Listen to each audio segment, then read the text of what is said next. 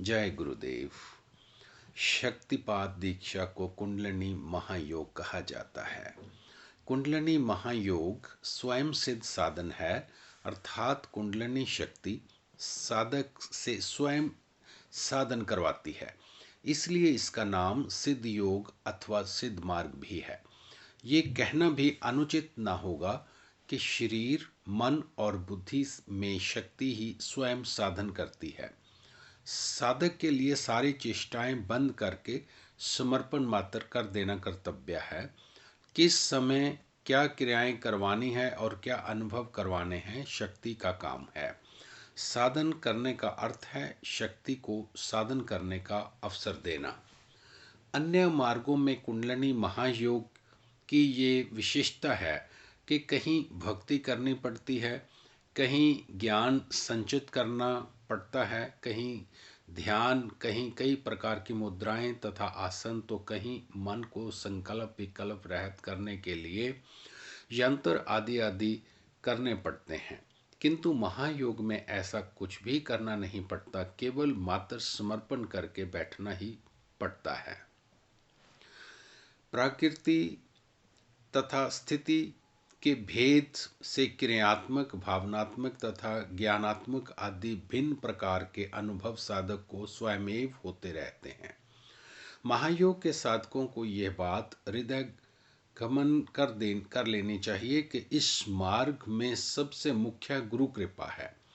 गुरु के शरीर में गुरु तत्व के रूप में कार्य कर रही शक्ति, शिष्य के शरीर में गुरु द्वारा उद्भेदित कर तथा परिचालित आध्यात्मिक विकास कर रही शक्ति तथा भगवान के रूप में संसार चक्र को चला रही शक्ति, तीनों एक ही हैं। अति गुरु सेवा तथा गुरु आज्ञा पालन द्वारा गुरु कृपा श्रद्धा पूर्वक निष्काम भाव से महायोग के साधन द्वारा आत्म कृपा तथा इन दोनों कृपाओं द्वारा भगवत कृपा प्राप्त कर तत्व प्राप्ति करना साधक का परम कर्तव्य है। शक्तिपात द्वारा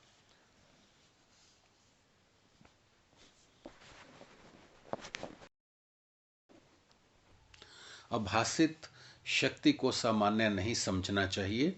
ये आत्मिक शक्ति चेतन और ज्ञानमयी है। ये ठीक है कि गुरु उसको शिष्य के अंदर कहीं बाहर से लाकर प्रविष्ट नहीं करता, अपितु वह पहले से ही साधक के अंदर विराजमान होती है, परंतु प्रसुप्त होने के कारण आध्यात्मिक विकासोन्मुख कार्य नहीं कर रही होती। गुरु कृपा से जाग जाने पर यह परिचालन होने लगती है और प्राणों का उत्थान होने लगता है।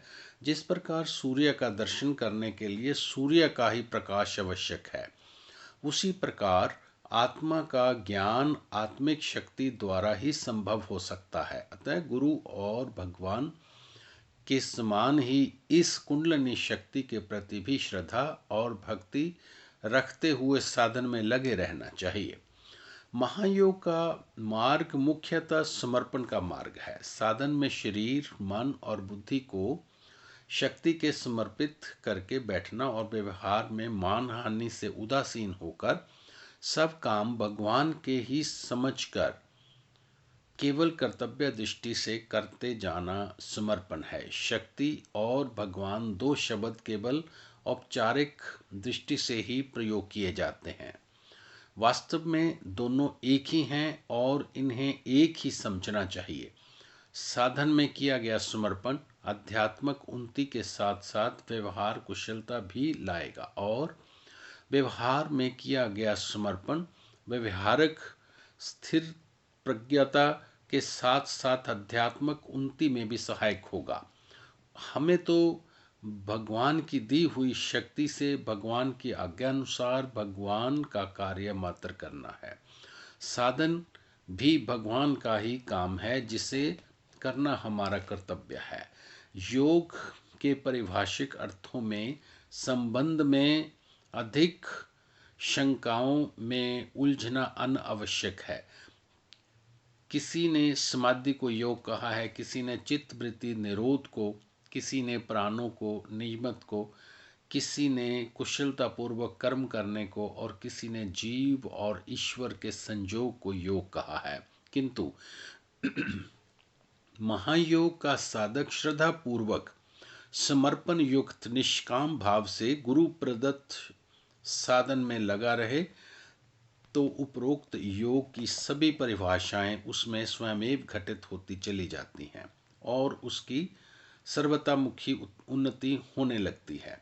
दीक्षा के पश्चात तप साधन का महत्व समझ में आ जाने पर वह ध्यान रखना भी परम आवश्यक है कि साधन सदैव एवं सतत होना चाहिए। जिस प्रकार बरसाती नदी नाले एकदम वेग में आकर जोर जोर से प्रवाहित होने लगते हैं, किंतु देखते ही देखते नदी के स्थान पर केवल बालू पत्थर ही दिखाई देते रह जाते हैं।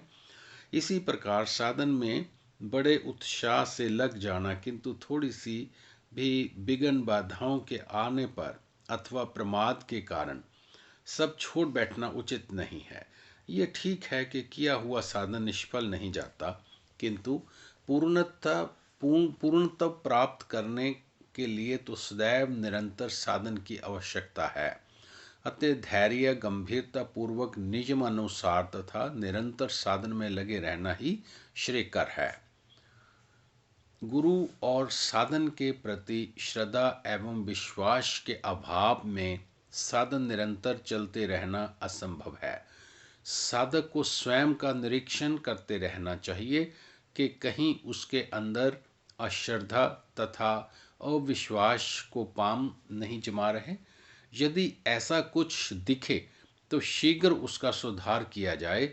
श्रद्धा विश्वास के साथ साथ मन में उत्साह भी बना रहना चाहिए। साधन के मार्ग में विघ्न बाधाएं तो आएंगी ही, किंतु साधक श्रद्धा विश्वास के आधार पर डटा रहकर उत्साहपूर्वक उनका सामना कर सकता है। यदि साधन का कोई समय निश्चित कर लिया जाए तो अधिक अच्छा रहता है। इससे साधन में निष्ठता आती है तथा निरंतर साधन होते रहने की संभावना बढ़ जाती है। परमार्थ के मार्ग पर प्रमाद एक मुख्य विघ्न है और समय की निष्क्रियता से उसका बहुत कुछ समय की निधता से उसका बहुत कुछ सामना किया जा सकता है। ब्रह्म मुहूर्त अर्थात सूर्य उदय से पहले का समय सबसे उत्तम माना जाता है, क्योंकि उस समय प्रकृति सत्व गुण प्रधान रहने के कारण मन शांत होता है और साधन में अच्छा लगता है।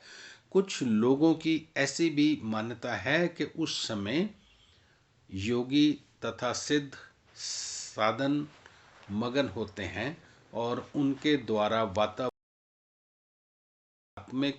लहरियां भी साधकों को सहायक होती रहती हैं। जय गुरुदेव।